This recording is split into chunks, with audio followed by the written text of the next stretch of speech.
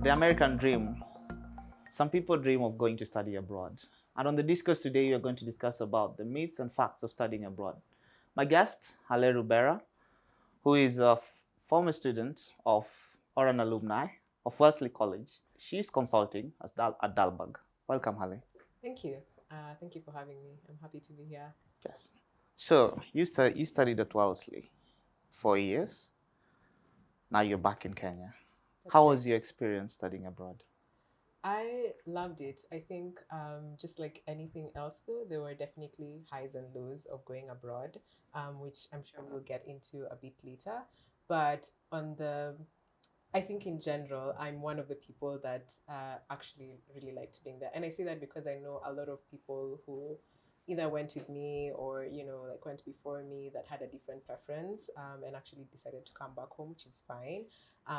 And I also decided to come home. But I think on the whole, I definitely did enjoy my experience studying abroad. Okay. Why did you decide to come back at home? Some people say that maybe I'd want to stay back. Perhaps the opportunity is also in Africa. Yeah. Why did you decide to come back? It's definitely tempting. It's the opportunities, it's your Amazon deliveries, it's your general quality of life. Very much dependent on, like the jobs that you get there or like the college that you attend. But I think at the 5th year mark, which is how many years I'd spent in the US, I'd also really just missed being home. I'd missed being with my family. I'd missed being around a culture that I was familiar with. And I also just felt like I had a lot more to contribute back in my home country in terms of just my professional, contributions. So I wanted that opportunity to come back and see what I could make of the education that I had received, and so far so good. It's been a good experience. What did you study in Wellesley? So I studied political science at Wellesley. Political science at Wellesley. Yeah. You're now consulting at Dalberg. That's right. Now let's get to you mentioned about the highs and lows. What are some of the highs that you'd say you experienced? I think having people from all over the world in your classrooms. I think it's such a beautiful experience to be able to experience people's cultures, and in a sense, Kenya does give you a bit of that with like the diversity of the ethnic communities that we have here, and think of that on a much larger scale. People from different countries, different people from the same country. I mean, it's amazing. I think so. That's one of the things I really enjoyed interacting with people from different cultures. I think it's also the exposure that you get. The US has a lot of some of the most successful companies, for example. And so just even the opportunities to intern at those companies gives you such a great perspective on business, on corporate life, etc. I think also, you're young, and for me, I wanted to experience winter or, different seasons, right? Like I wanted my life to be a bit richer than what I had for my first 20 years in Nairobi. And the US offered that, and I took it. So, and I was really privileged also that I was able to go on a scholarship, because I think that's one of the the factors that inhibits people from moving abroad is like finances. And I was very, very lucky that I was able to get a scholarship from the Mastercard Foundation, and that's how I was able to go to Wellesley. Okay. How about the challenges, perhaps the lows that you experienced? Because some people will think, you mentioned about it being all these rosy places. So how about your light on the challenges that you experienced? Yeah. Sorry. Thank you for that question. Yeah, I mean, I think that you touch on a very important subject. I think the way the US or the UK or other places that people go to for college, a lot of times are portrayed as paradise and are portrayed as some of the best places to be. I think it's a case of like the grass being green on the other side, whatever. Yeah. There are definitely lows. I know, like I struggled so much with the same winter that I wanted to experience. There were days that you're just like so cold and it dampens your mood. Like you're sad, you're so far from home. You don't have, it's harder to make friends because you're in a new community and you have to learn cultural nuances. There's so much that doesn't transfer. Your humor is different. You speak Swahili, maybe your banter is in Swahili, and now all of a sudden, you have to like speak this one language 24/7, right? And then it's also a new culture, right? It's like I'm so used to, hitting up my friends, unfortunately showing up like 30 minutes late. And that's whatever, right? And then all of a sudden it's like it's very rigid. I have to show up at a certain time. I mean, these are small things, but on the whole, my point is that the culture is just significantly different, and that can take a toll on you. It's also just like mental health wise. I think I was having this conversation actually with a friend way later on after I graduated from college, and talking about just mental health and the fact that, like, her perspective as a medical student was that we all are on this spectrum, and it takes different triggers for people to know that they have a mental health issue. And I think one of those triggers could just be being away from home, or being in a new environment, like experiencing Culture new shock. food, culture shock, etc. And I did witness a lot of those mental health issues in the communities that I was in. And first of all, I commend my friends who took time off from school. But yes, it does take a toll on you. Like the academic rigor is there, and then it's like you're hustling to get a job, and then you're trying to stay in status, you're trying to get a side job. If say you don't have like a scholarship, I mean it's a lot. And if you don't have the kind of networks that you're used to, the supportive networks that you're used to, like family and friends, it can be a bit difficult. So that was definitely one of the hard parts about being away. I think I mentioned also just being away from family.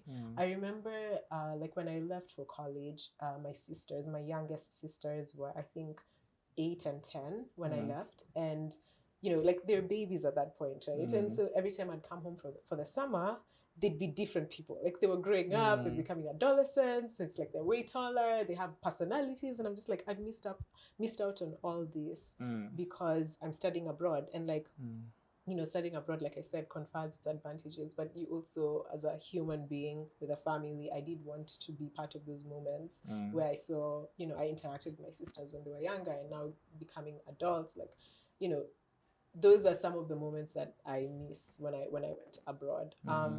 But yeah, I think I'll stop there. Yeah, you've highlighted much of the challenges actually. Yeah. I was just listening to them. There's also the aspect of finances.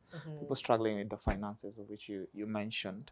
There's also, so I saw a research about performance, especially now someone like you who was in a scholarship. Now, how is that? Because you find the performance aspect, it tends to trickle down, especially to people individually, and now it comes to mental health. Now, how best can we approach this? When you say performance, what do you mean? Performance, because people are told to perform, especially when you're on a scholarship. Because to be on a scholarship, you need to have a certain grade. Also, for them to continue supporting you, you need to have a certain grade. Yeah. So how do you approach this? Because this pressure, actually, this academic pressure, and maybe someone chose something that he or she did not mean to choose it. So how do we approach this when it comes especially to mental health, people abroad? Yeah, well, first I would say I think different scholarships function differently, and of course there's an expectation for you to be doing well. I think the pressure to perform is bigger than just even like scholarship requirements. You know, a lot of students who end up going abroad, at least the ones that I met, were really like high achieving students from their home countries. That's in fact why they were able to get the scholarships, right? And you get there and you're dealing with all these things. First, you're a growing adult, so you're figuring out your own life. You're figuring out what you want to do. You're figuring out what you want to study. You have all these options that have been presented to you, and and then there's a pressure to do well because you've always done well, right?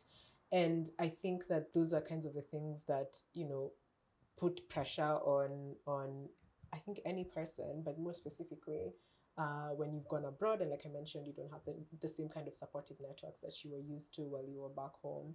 And yeah, it does affect people's mental health. And like I mentioned, I knew a couple of people when I was in college that decided to take time off, which I think is a bold move. And like I said, I commend them for doing it. I think something else that I'm seeing that's happening a lot more, which is great, is people are more open about talking about these mental health challenges and not seeing them as necessarily weaknesses, because that's also something that stops people from talking about it, like the stigma around acceptance of mental health issues. And you know, I'd also like to say, like, mental health is so complex. I think, for me, at least, I used to think, you know, it was like your one sad day or your one day when, you know, you got a bad grade and like you felt, you know, depressed. But mental health issues are very, like, they're very complex, and you just never know what's going to trigger you. And you never know to what extent, you know, you're going to fall down the rails. And that's why we need to be a bit more empathetic with people. But I think also for anyone that gets to a point where they feel like they're in a dark place, you know, it's very important to reach out, whether to your support networks back home, talking to family and friends, or to like campus support if you have that, to mental health services on campus. But 100% not letting yourself, you know, kind of die with the problems. Okay. You know, like, don't let them eat you up. Okay.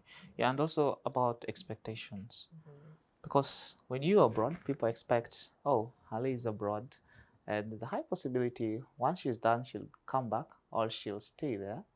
And maybe she'll become something great. Maybe you'll be sending money back home. Now, what are these myths and facts about expectation that people usually have when people who are abroad, especially studying? Yeah, I mean, I think there's definitely an expectation of sending money home, depending on what family you're from. You know, it's not everyone. Yes. And it again stems from the assumption that there's lots of money to go around in the US or wherever it is that you're studying abroad, and so you have some money to send back home. I think if you're able to, you know, that's a due. That's a personal decision. That's a personal decision. Yeah.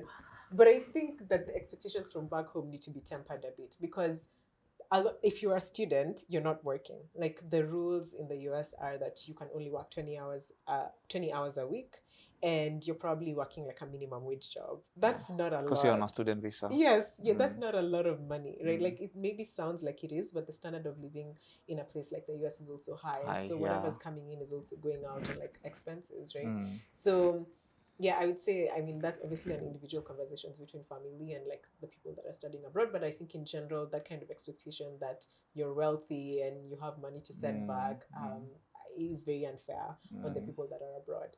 I'd say also, my opinion is that even when you do cross the student mark and you're working, I also don't think there should be an expectation. And again, that's on a case by case basis, because the thing I think people forget is that these relatives or friends who are abroad also have like goals and aspirations for the kind of for the income that they're making, right? So whether it seems like it's excess to you, I think that there should be an understanding that they do have plans for that kind of for the money that they're making. And so like if they choose to send back money, I think that's great. Remittances do a lot of good when they're sent back home. True. But that expectation can also be a burden on the people that are sending the money. Okay. Brain drain. People have talked about brain drain. Is Africa losing the best of its brain by going abroad? This is also my opinion. Of course. I personally don't think you should be confined to any part of the world when you're young, especially. If you have opportunities, I think you should definitely take advantage of those opportunities. And I never hear the term brain drain in reference to like European students, coming to for example, or you know, Chinese students. And a lot of international students in the US actually like from China, for example. A huge percentage of them are from China or from other parts of the world. It's not Africa that's sending the most students. That conversation, why is that conversation just centered on, you know, African students, is my first question. I think it's usually centered on African students, because most of the time you find most Africans go there. And if you're this super smart, there's a high possibility, almost 90%, you'll remain there and you won't be coming back to Africa. And you'll be doing good more there compared to doing good more in Africa. And I think that's where we should kind of interrogate further, right? Like, why are these students deciding to not come back? And, you know, the answers are kind of glaring in your face. There's very few employment opportunities here. We have some of the highest unemployment rates in our countries, right? Like, why would I be, very highly educated only to come back and not be able to like make ends meet? Like you talk about the pressure of being in the US and the kinds of expectations. Imagine going and then coming back and then you're back to Just sitting there working for as though you never unemployment. left. Yeah. Like it's also a different kind of pressure. And imagine, think about these guys coming back as like 25-year-olds, 26-year-olds, 27-year-olds, right? Like you want to start your life, you probably want to get married, you want to have kids, all of that stuff. And like there's an expectation that you need to take care of yourself, but you can't do that. It's I think that the conversation needs to be about how do we retain that kind of talent. So how do we harness that when it comes to that, especially the skills and the knowledge acquired? How do we harness that? I mean, there's a lot of structural issues that need to be fixed. Like, why, for example, are we importing Cuban doctors when a lot of our doctors are going unemployed? Would you blame a doctor from here that got a better opportunity abroad and like took it? You can't. Like, at the end of the day, these are individual human beings that have needs that they need to take care of. I don't think anyone goes to bed thinking, oh my God, I haven't eaten, but also Africa is struggling. I need to now like figure out how to solve African problems, right? And you can't eat. Like, it's absolutely ridiculous. And I think that's something that needs to be talked about a bit more and less around like, oh my God, the best brains in Africa are leaving. Listen, if you're a best brain in Africa and you have an opportunity somewhere else, I mean, take it. Okay, so we fix the system first. I think the system Fix the system first. Yeah. That's where you can start the conversation of brain drain. 100%. Yeah. People would listen. Like, being home is absolutely amazing. You have a great support system. You have a life. You have a social life. All of that stuff that sometimes is missing when you go abroad, to be honest. But I can't enjoy my life if I don't have money in my pocket. I can't enjoy my life if I'm scared of getting killed by the police. I can't enjoy my life if, like, I don't know what tomorrow is going to be. Like, a lot of kids, for example, that studied abroad with me are also from like countries that are not as stable as Kenya, right? Like, some in like Western Africa or like, South Sudan, for example, that's very young, meaning that they don't have as thriving an economy as Kenya. And so like, if you tell a South Sudanese kid, go back to South Sudan, maybe they want to, and that's fine. But what if they're also just looking for traditional job opportunities? What happens to them?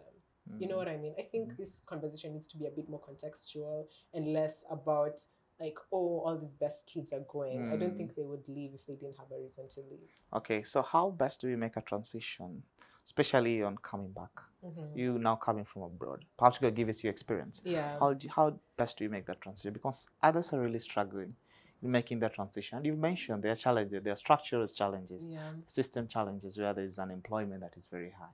How best do you make that transition? Well, first, I think it's a personal choice to come back because I think a lot of people are aware of these structural issues and still do come back. I came back. But I think in terms of even just making that transition, it shouldn't even just be a focus on bringing kids back from the US or bringing kids back from the UK. I mean, like, if this place was good enough for even just the graduates here, then it wouldn't be a matter of how do we attract talent back, right? Because I think one thing that's also very obvious and talked about a lot is that a lot of the kids that do come back end up most of the times getting some of the better opportunities in Kenya. And that's because there's I think there's definitely a bias for people who study abroad. But I also think that, if I'm being frank, you do get a much more holistic educational experience abroad. And that's from someone who studied at a local public high school here. Really? Local public high school? She studied in Kenya High, not a local public high school. Okay. I'm definitely comparing education here and education outside. Okay. And I've also had the opportunity to study abroad in London. So, like, even just having a feel for the different education systems and seeing the kind of, experience, for example, with the US, for me, at least, I'm very biased towards the US. I think that's already obvious. But there's a much more holistic experience, right? It's whether you have, resources for you to practice what you're studying in class outside. So the education is a bit more practical. Like, even for a poli-sci major like me, I wasn't just writing papers in class. They were encouraging me to take other classes outside of my major, but also to take part in like startups or like, coding competitions, etc.